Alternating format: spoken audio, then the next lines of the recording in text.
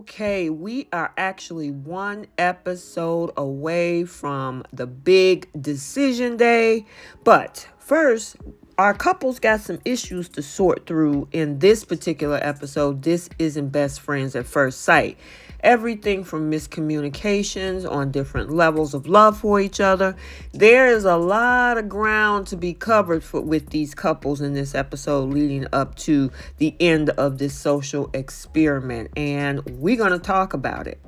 Welcome back to Romance Review TV with Lady T. Got another recap for you guys. Married at First Sight, Season 15, Episode 16. Again, this isn't Best Friends at First Sight. So without further ado, let's talk about these couples.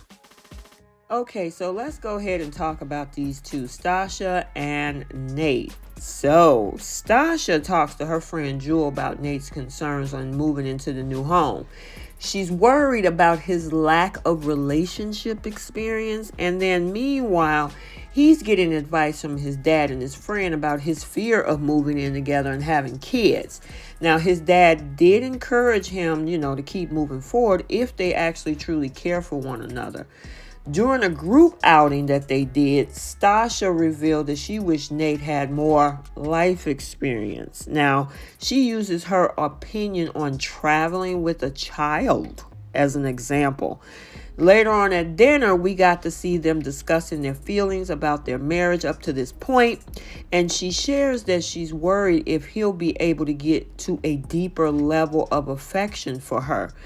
Now, being questioned really seemed to trigger Nate. And then, of course, he got upset and walked off from the table and he was done. Now, the interesting thing is I understand how she wants to find whether or not this man loves her, but they've only been 2 months in. And he even said with the tattoo, it shows his commitment. And he also validated for her that he's growing in love with her and he can see himself getting there. But obviously that wasn't enough. Stacia wants passion. She wants love right now from her husband. And we can all see why Nate feel like his efforts are, going unnoticed. Things tend to get escalated further when Stacia goes to speak to Nate. Now, he lets her know that he isn't in love yet, as I just talked about, and doesn't appreciate the motives being questioned. Stacia tries to explain what she meant by that when she says that he goes through the motions, but yeah, too late. Nate tells her, not only does he not want to be stuck with her, but he doesn't want to even be married to her. Now, in his head, he's thinking he just can't meet her expectations.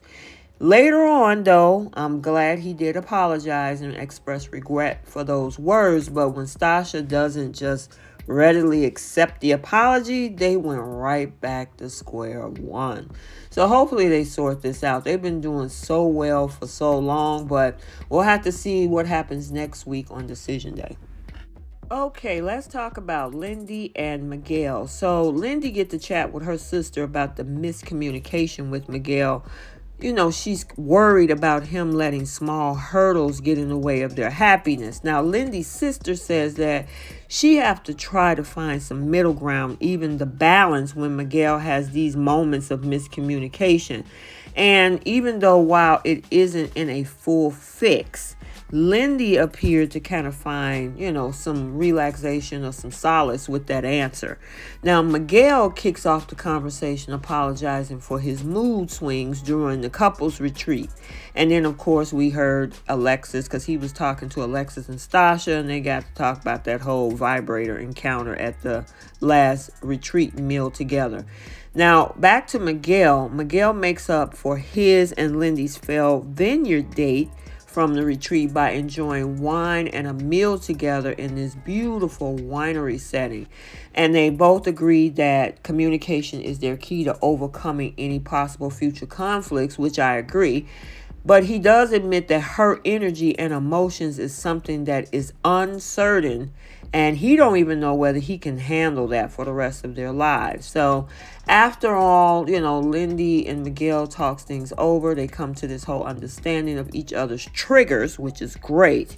and make mental notes to keep from, pulling those triggers. So, yeah, honestly, I do think that they could match. They just have to make whatever adjustments.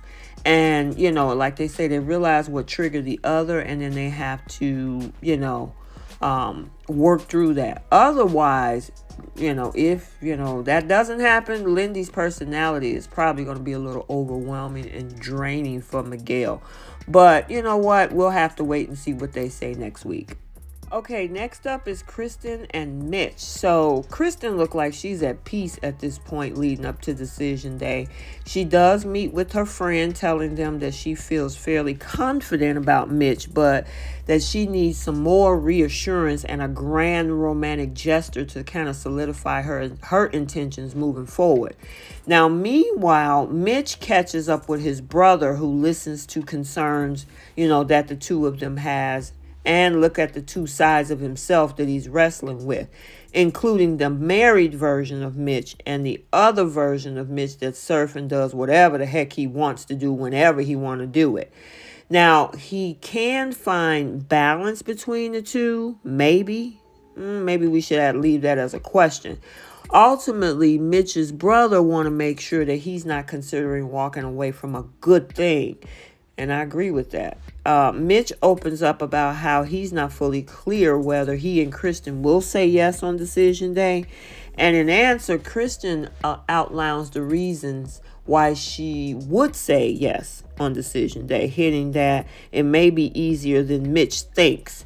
Now, Kristen and Mitch, they enjoyed their later evening together, and she's especially thrilled when he admits that he is scared of losing her, implying that, although he might not be fully in love yet, Mitch have grown so attached that it would be a shame to let her go. Now, on the night before the farewell of the decision day, all of the couples got to reflect on their experience and dates.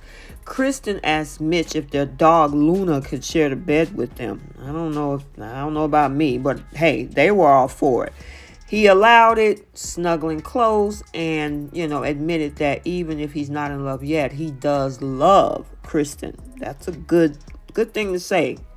Mitch and Kristen went on to talk about taking things slow in the next step of their relationship, and while she agreed, Kristen does ask for clear lines to be drawn because she needs to have something to follow. So we'll have to see, how this all unfold. I honestly think that they may say yes, but it's up in the air with these two. I think Mitch is going to be a wild card, but we got to wait and see what happens next week. And finally, we're going to talk about Alexis and Justin. And what she had to say in this episode was actually the theme of this episode, or the title of this episode. So let's talk about it. So Justin got to talk with his mom about his wife, hinting that he needs more initiation on the romantic side of things in order for him to feel secure. Now, he further went on about his frustrations over the fact that he gave up his dog Maya last week under the guise that Alexis would say yes on decision day. Now, ultimately, Justin's mother had some very interesting advice, telling her son, you know what, you need to get a little freaky with Alexis. Now, Justin and Alexis, they did have this little sunflower-filled date, which I thought was really creative, where he opened up about realizing that he had been in his head and that has been getting in his way, realizing that that's why she's been distant at times. Now, Alexis seemed glad that Justin had the realization, but this is what was interesting, because she hits him with a curveball by saying that they may be better off as friends. So it looked like she might be trying to throw him in the friend zone. I think she checked out a while ago. But, she's uncertain about committing, saying that she needs to decide if the good outweighs the bad when it comes to Justin. Girl, just check out. Just check out. Let this man move in peace. Let him go and get his dog, and let's move on. So there you have it. What do you guys think? Decision day is 1 week away. Who do you think is going to stay married on decision day? Which couples are going to say no and decide to get a divorce? Okay, so let's get the conversation started down in the comment section. I want to hear your thoughts. So until the next video, like, comment, and subscribe, and we will see you soon. Bye.